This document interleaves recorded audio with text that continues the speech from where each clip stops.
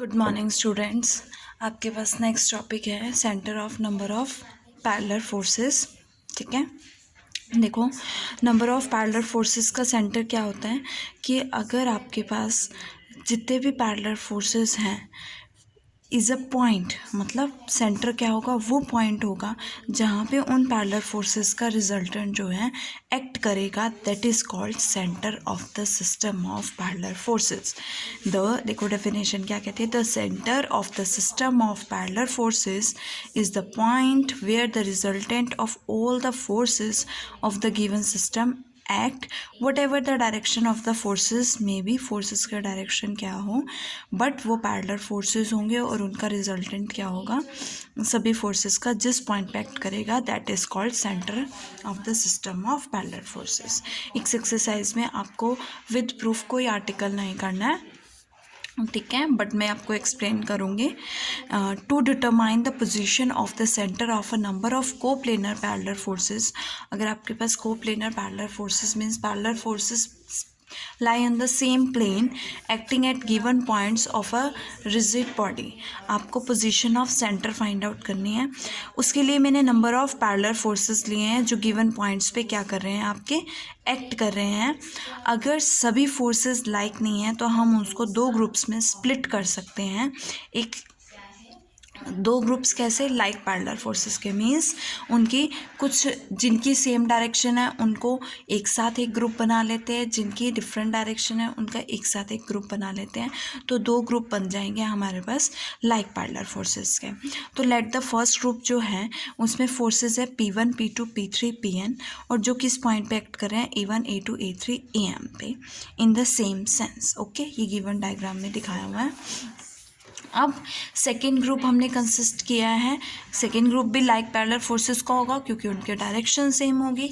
So Q1 Q2 Q3 up to so on Qn आपके पास जो है पैरेलल लाइक पैरेलल फोर्सेस है जो किस पॉइंट पे एक्ट कर रहे हैं, B1 B2 B3 and up to so on Bn point पे सेम सेंस में कर रहे हैं, बट सॉरी अपोजिट सेंस में कर रहे हैं मीन्स जो इनके डायरेक्शन होगी P1 P2 Pn की, वो उससे अपोजिट डायरेक्शन किसकी होगी, Q1 Q2 up to so on Qn की।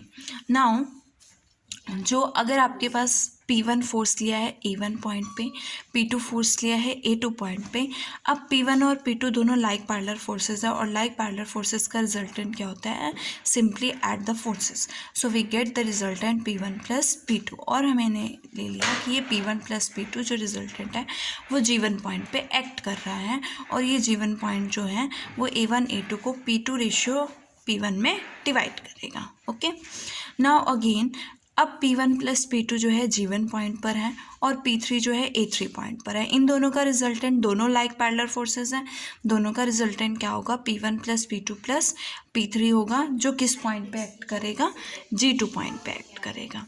नाउ विच डिवाइड्स, अब ये कैसे डिवाइड करेगा G1 A3 को P3 ratio P1 plus P2 में।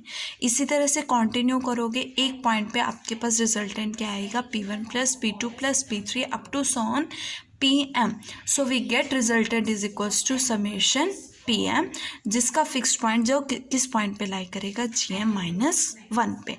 सिमिलरली जो आपने सेकेंड ग्रुप लिया था Q1 Q2 up to so on Qn, उसका जो रिजल्टेंट होगा वो R डैश लेट कर लिया है और वो क्या होगा, समेशन Qn, और वो किस पॉइंट पे एक्ट करेगा, Dm-1 पॉइंट पे एक्ट करेगा। ओके, अब हमारे पास Dm-1 की डायरेक्शन अपोजिट है, सॉरी इस रिजल्टेंट की डायरेक्शन अपोजिट होगी किससे, जो आपने रिजल्टेंट P1 P2 P3 का लिया था उससे, बिकॉज वो ये दोनों कैसे होंगे, दोनों के डायरेक्शन अपोजिट होगी तो दोनों अनलाइक पैरेलल फोर्सेस होंगे, और अनलाइक पैरेलल फोर्सेस किस पॉइंट पे एक्ट कर रहे हैं, Gm-1 और Dn-1, और अनलाइक पैरेलल फोर्सेस का रिजल्टेंट क्या होता है, डिफरेंस नहीं माइनस करके करते हो ना। सो अगर R डैश के इक्वल नहीं है तो उनका जो मैग्नीट्यूड होगा रिजल्टेंट का वो इन दोनों का डिफरेंस होगा, और वो लेट कर लेते हैं कि किस पॉइंट पे एक्ट करेगा, G पॉइंट पे, जो Gm-1 और Dn-1 को summation Qn ratio summation PM में डिवाइड करेगा, है ना। सो ये जो G आएगा आपका, ये क्या होगा, रिक्वायर्ड सेंटर होगा given system of parallel forces. Just for example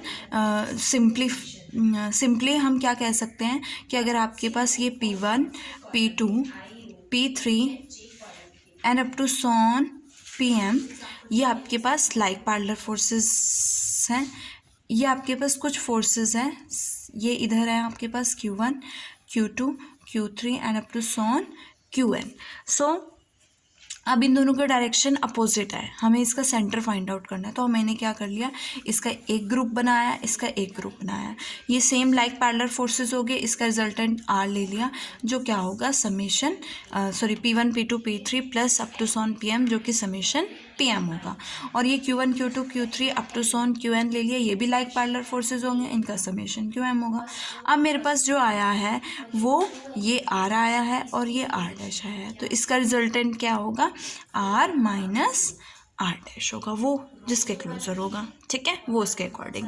so G जिस पॉइंट पे ये रिजल्टेंट लाई करेगा वो पॉइंट क्या होगा G, और that point is called centre of the given system of parallel forces. अब ये तो था कि अगर R is not equals to R dash है, अगर R R डैश के इक्वल हो गया तो डिफरेंस क्या हो जाएगा, ज़ीरो। इक्वल है मैग्नीट्यूड में, सिस्टम किस में रिड्यूस हो जाएगा, एक कपल में रिड्यूस हो जाएगा, और सेंटर कहाँ मूव हो जाएगा, इन्फिनिटी पे मूव हो जाएगा। Okay, now to find the centre of the system of parallel forces, same parallel forces का सेंटर फाइंड आउट करना है एनालिटिकली। तो इसमें आपके पास 3 केसेस आएंगे। फर्स्ट केस देखो, 2 केसेस आएंगे। फर्स्ट केस देखो आपके पास क्या है, जब आपके पास फोर्सेस जो हैं एक स्ट्रेट लाइन में लाई कर रहे हैं, तो let the forces be P1, P2, P3 and up to so on, और G पॉइंट जहाँ पे रिजल्टेंट इन सभी फोर्सेस का लाई कर रहा है दैट इज़ कॉल्ड सेंटर। वो G पॉइंट हमने क्या ले लिया है, उस पर हमारा रिजल्टेंट R एक्ट कर रहा है, और P1, P2, P3 forces and up to so on Pn A1, A2, A3 अप टू सॉन An पॉइंट पे एक्ट कर रहे हैं। लाइक पैरेलल फोर्सेस है, रिजल्टेंट क्या होगा P1 plus P2 plus P3 plus up to so on Pn, और लेट ये O पॉइंट से जो G का डिस्टेंस है वो x बार है। Okay, now since the position of G is independent of the common direction of forces की common direction से different है, तो let us consider कि वो OX के क्या है, perpendicular है, ये resultant। नाउ अगर मैं O पॉइंट के अबाउट मूवमेंट लूँगी तो आपको पता है वेरिग्नन्स थ्योरम से movement of the resultant of the forces is equal to the algebraic sum of the movement of the algebraic sum of the movement of the all the forces, है ना। So resultant क्या है, P1, P2, P3 up to so on Pn।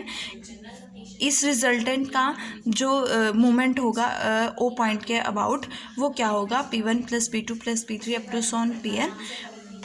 क्या बनेगा, OG को आपने क्या लिया, x bar, anti clockwise positive, so मेरे पास क्या आएगा, ये आएगा, ठीक है। सिमिलरली x1 P1 फोर्स का P1 x1 आएगा, बिकॉज डिस्टेंस हमने O से P1 फोर्स का डिस्टेंस क्या लिया है, x1 लिया है, and P2 x2, P3 x3 and Pn xn, ये समीशन Pn हो गया। सो x बार की वैल्यू क्या आएगी, समीशन ये Pn xn है और ये समीशन Pn है। ओके, तो that is the point centre of the system of all the forces, ठीक है।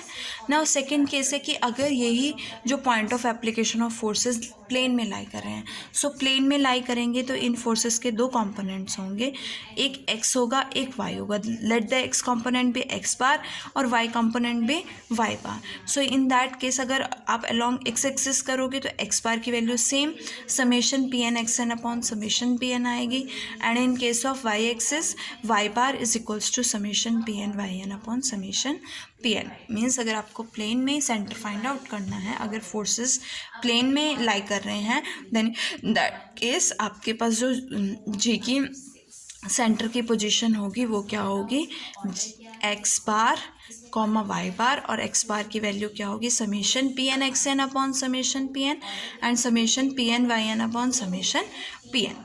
अब अगर आपके पास समेशन Pn 0 हो जाता है तो ये क्या हो जाएगा, इन्फिनिटी, x बार और y बार इन्फिनिटी टेंड हो जाएंगे, मीन्स सेंटर जो होगा जी का वो एग्जिस्ट नहीं करेगा। सो इन दैट केस या तो फोर्सेस इक्विलिब्रियम में होंगे या फिर वो एक कपल बनाएंगे। ओके, नाउ अभी हमने क्या किया है, अभी तक हमने लास्ट एक्सरसाइज तक मूवमेंट ऑफ अ फोर्स, आपने फोर्स का मूवमेंट एक पॉइंट के अबाउट फाइंड आउट किया। अब आपने क्या फाइंड आउट करना है, movement of a force about a line. अगर आपको about a line find out करना है तो वो मूवमेंट जो है किसके इक्वल होगा, product of the resolve part of the force in perpendicular direction. Means जो उसका रिजॉल्व पार्ट होगा उस फोर्स का परपेंडिकुलर डायरेक्शन में, और शॉर्टेस्ट डिस्टेंस मीन्स जो वो लाइन और जो एक्स एक्सिस के बीच में लाइन ऑफ एक्शन जो फोर्स का होगा उसके बीच का जो शॉर्टेस्ट डिस्टेंस होगा उन दोनों के प्रोडक्ट के इक्वल होगा। So by definition movement of P, ये force, let the force be P along A B, इसका मूवमेंट फाइंड आउट करना है आपको। सो किसके अबाउट, ओ एक्स के अबाउट फाइंड आउट करना है ना। तो ओ एक्स के अबाउट, ये ओ एक्स डैश पैरेलल हो गया, तो इसके परपेंडिकुलर हमने क्या ले लिया, पी का कंपोनेंट क्या होगा, पी साइन थीटा। अगर ये एंगल थीटा है तो ये पी कॉस थीटा होगा और ये पी इन साइन थीटा होगा। तो रिजॉल्व पार्ट ऑफ पी जो ओ एक्स, जिस लाइन के अबाउट आपको मूवमेंट फाइंड आउट करना उसका परपेंडिकुलर होगा, तो resolve part of P perpendicular to O X into shortest distance between this, और इन दोनों के बीच का शॉर्टेस्ट डिस्टेंस क्या है, लाइन, जो फोर्स और लाइन के बीच का शॉर्टेस्ट डिस्टेंस होना चाहिए वो क्या है, एम एन, और ये क्या है, P sine theta. So we get P sine theta into M N. Now अगर मूवमेंट जो है कि अबाउट अ लाइन वेनिश हो जाता है, इट मीन्स ये वैल्यू ज़ीरो होगी, और अगर ये वैल्यू ज़ीरो है, either P is equal to zero, either sine theta is equals to zero और M N is equals to zero, है ना। अगर पी ज़ीरो है, साइन थीटा ज़ीरो है या एम एन ज़ीरो है, तीनों में से एक पॉसिबल होना चाहिए, एक ज़ीरो होना चाहिए, तभी मोमेंट ऑफ फोर्स क्या होगा, वैनिश हो जाएगा। नाउ सेकेंड क्या है कि if the line of action of force is perpendicular to O X, कि अगर वो ओ एक्स के परपेंडिकुलर है then theta is equals to क्या होगा, 90 डिग्री होगा, और in that case moment of P about O X क्या होगा, P into M N, because sine 90 is equals to 1। अब है आपके पास Varignon's theorem on moments about a line.